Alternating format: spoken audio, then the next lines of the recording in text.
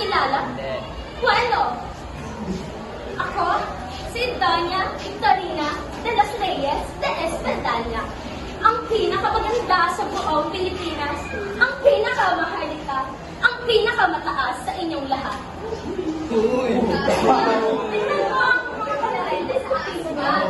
Ang mga maganda at magagara kong kasuotan na tila para lamang sa isang pestida.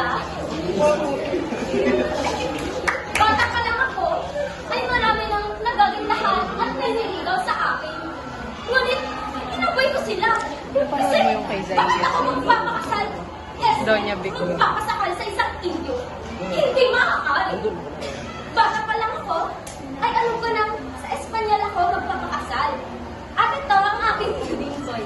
Si Don Tiburcio de Espadanya.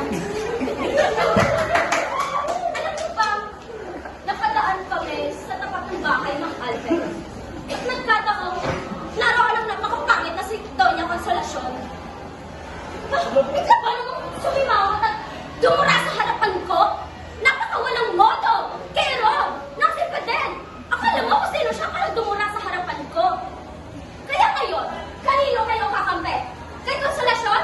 O sa akin? Doña Consolacion. Ano? Kay Consolacion? O sige, magsama kayo mga pangit at pwede sa impyerno. At kami